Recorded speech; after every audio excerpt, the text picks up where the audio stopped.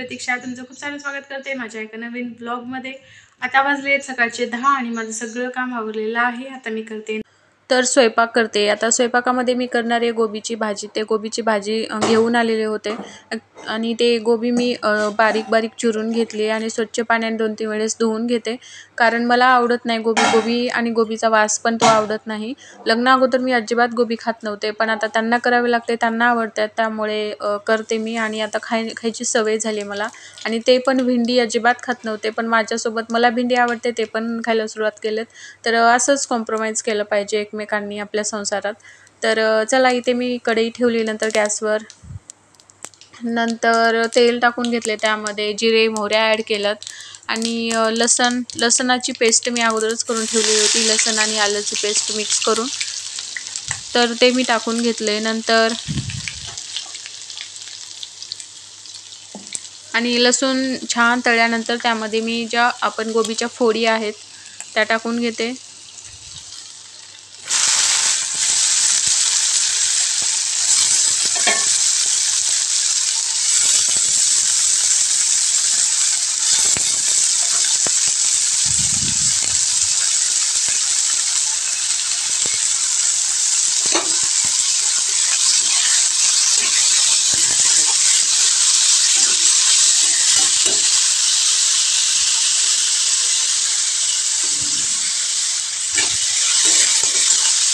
तर त्या फोडी ज्या आहेत व्यवस्थित मी तेलामध्ये परतून घेते अगोदर। नंतर आपल्याला त्यामध्ये टाकायचे मसाले। नंतर मी 1 चमचा हळद टाकली, आधी अर्धा टाकली, नंतर अर्धा चमचा मी म्हणजे 1 चमचा हळद टाकली। त्यानंतर मी गोबीला पानगोबी असो फुलगोबी असो, मी त्याला काळं तिखट यूज करते, हे घरी बनवलेलं काळं तिखट आहे।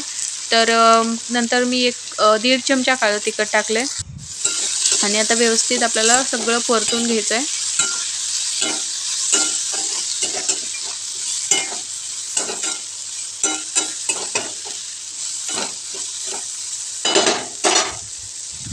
नंतर मी टाकते त्यामध्ये शेंगदाण्याचं कूट,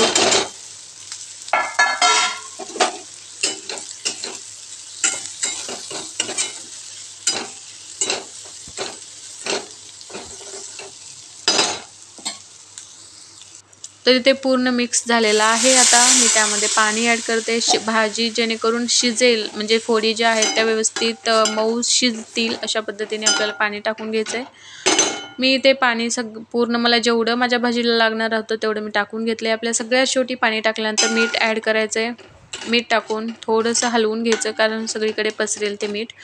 नंतर भाजी आपल्याला शिजायला ठेवायची। तर इथे भाजी शिजत आलेली आहे, शिजत आहे तोपर्यंत त्याने काय करते तिकडे आपण बघूया। ते हॉलमध्ये बसलेत, तर ते करत आहेत तिथे पेपर चेक झालेत, ते फाईलमध्ये लिहायचे राहिलेत मार्क्स, ते लिहत त्यांचं काम करत बसलेत। स्वयंपाक झाला नव्हता अजून त्यामुळे। तरी ते भाजी आपली शिजलेली आहे आणि मी लगेच कढई दुसऱ्या ह्याच्यावर ठेवून दिली गॅसवर आणि लगेच लागले मी पोळ्या करायला, कारण ते बसले होते वाट बघत, त्यांना भूक लागलेली होती। परत त्यांना BLOचं काम होतं, दुसरं बाहेर जायचं होतं, त्यामुळे जेवण करून ते जाणार होते, त्यामुळे लगेच मी पोळ्या करायला घेतले।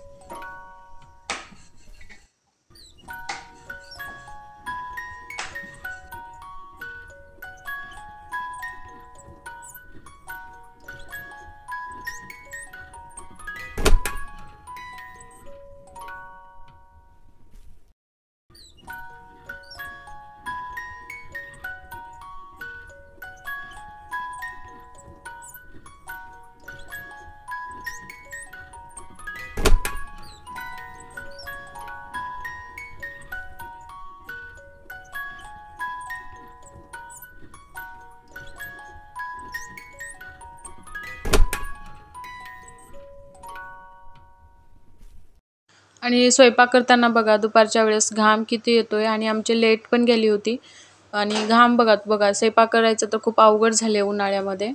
आणि आत्ताशी खूप कुठं 10:30 वाजलेत बरं, तर एवढा घाम येतोय. तर इथे स्वयंपाक माझा बनवून तयार आहे. भाजीला ॲक्च्युली तेल जास्त झालेलं होतं. त्यांना मी नेऊन दिले वरण आणि गोबीची भाजी.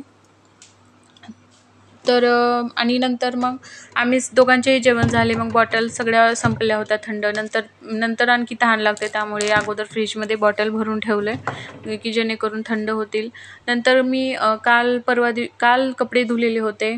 मग तसंच मी वरून आणून खुर्चीवर तसंच ठेवले होते. आता ते व्यवस्थित घड्या करून ठेवते.